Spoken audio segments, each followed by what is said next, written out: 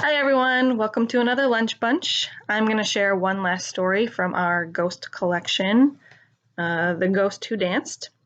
This is a story from Lithuania, and it is called I'll Be Back. Rasa and her family lived in a tall old house. Rasa slept on the ground floor in the kitchen. Her brother Johann slept on the first floor, and her parents had an old metal bed in the attic.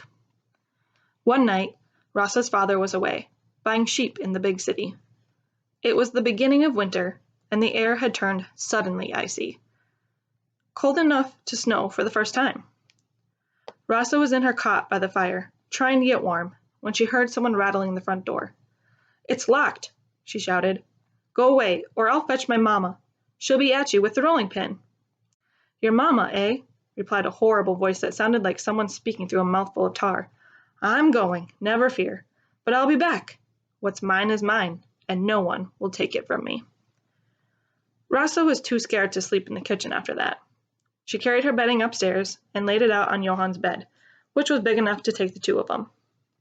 The next night, she was trying to sleep when she heard someone coming up the stairs. Thump, thump, thump. Clear as a mountain bell. Johann was fast asleep next to her, his head buried under the pillow. "Go away, whoever you are," shouted Rasa. "I've got my big brother with me, and he'll take a stick to you." "Your big brother, eh?" moaned the voice, sounding even more horrible than the night before. "I'm going, never fear, but I'll be back. What's mine is mine, and no one is going to take it away from me." The next morning, Papa came back home with 4 new sheep for the farm. Rasa told him all about the intruder, but he only laughed and ruffled her hair. "I think you've been reading too many scary fairy tales," he said. "How can anyone come in if the door is locked?" Still, that night, Rasa begged to sleep in the attic with her parents. It was bitterly cold. The north wind was sweeping down the nearby mountains, piling snow against the house. Rasa's parents fell asleep the moment they got into bed, but she lay awake, listening. She could hear muffled footsteps on the ground floor. Thump, thump, thump.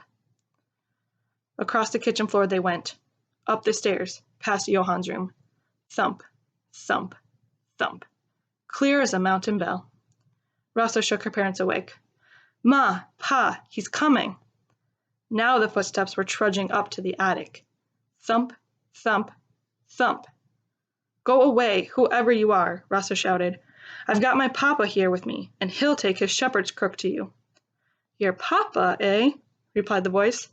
"If your papa is in there with you, I'm not going away. It's him I want to have it out with. What's mine is mine, and no one will take it away from me." The knob on the door started turning slowly. Papa leapt across the room. He grabbed the doorknob in his hands to stop the door from opening. "What do you want?" he shouted. "I want my boots," came back the reply. "I can't lie on the ground without them. It's freezing out there." "Go back to your resting place," Papa shouted. "I promise. We'll return your boots in the morning. Go away, Grandpa." The doorknob stopped jiggling. The footsteps receded, and Rasa turned to look at her father. Here we have Rasa in bed with her parents. "Was that Grandpa?" Papa nodded. "I removed his boots just before we buried him last month. Your mother and I thought it a terrible waste to leave them on him. Such an expensive pair of leather boots.